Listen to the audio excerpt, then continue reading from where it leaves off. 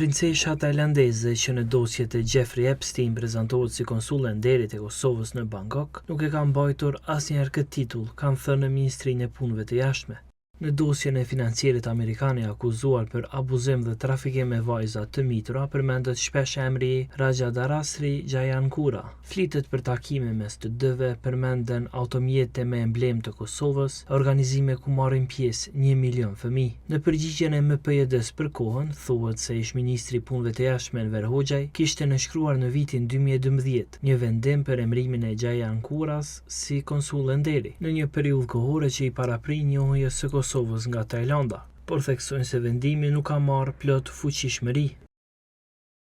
Vendimi në fjalë së bashku me notën verbale përkatëse për emërim i është përcjellë autoriteteve të Mbretërisë së Tajlandës. Mirëpo, ky propozim nuk ka marrë miratim zyrtar nga shteti pritës. Në vijim, në vitin 2014 është dërguar një notë verbale, shtesë nga kabineti i tij, e cila gjithashtu nuk ka marrë përgjigje.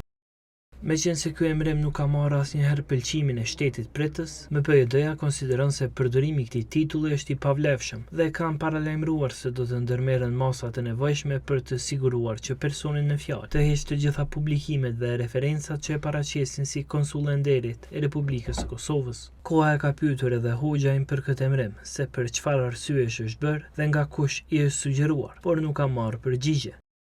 Departamenti i Drejtësisë në SBA në fund të janarit publikoi mbi 3.5 milion dokumente që lidhen me Epstein. Javën e shkuar, koha raportoi që në to përmendet edhe presidenti i Kosovës. Në të dy emailat figuronte edhe emri i Raja Darasri Jayankuras, që prezantohet si princesha nga Tajlanda ose konsullia e nderit e Kosovës. Në një tjetër korrespondencë me Daniel Siad, bashkëpunëtori i Epsteinit, Jayankura e akuzon atë se po i dëmton reputacionin. E Siad i përgjigjet se i ka ndihmuar të titullin e konsullës. Madje kë titullin e Kosovës që e ke të di mirë nga ka ardhur. Unë madje kam paguar biletën që të vi në Tajland dhe Filipine që të rri me ty për 6 orë në infermierin e aeroportit të Manilës.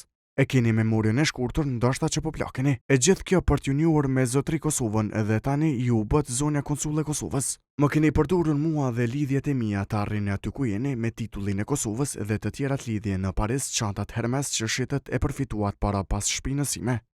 Në llogarinë në Instagram të Jayankuras figuron që është konsulle nderi e Kosovës. Madje shkruan edhe Mabetex, kompani kjo e ish-presidentit dhe ish-ministrit të punëve të jashtme Bexhet Pacolli, i cili e ka mohuar të ketë njohur atakuar Epsteinin. Në një përgjigje për kohën, Pacolli ka thënë se Jayankura ka dhënë kontribut të madh në promovimin e Kosovës, duke ndihmuar në procesin e njohjeve nga vende si Tajlanda, Bangladeshi, Malajzia dhe Singapuri. Ajo është angazhuar fuqishëm për Kosovën, veçanërisht në aspektin logjistik të delegacioneve të Kosovës gjatë vizitave në New York. Çdo mohim i kontributit të saj do të ishte një mosmirnjohje e radhës, ashtu siç është krijuar imazhi për ne. Zonja Luang ka qenë dhe mbetet një mike e shkëlqyer e imja dhe jam shumë mirënjohës për atë që e ka bërë për Kosovën. Zonjën Luang e kam propozuar unë në vitin 2012 për konsulle ndere. Nuk më kujtohet fakti se ajo nuk është konfirmuar nga Ministria e Jashtme e Tajlandës.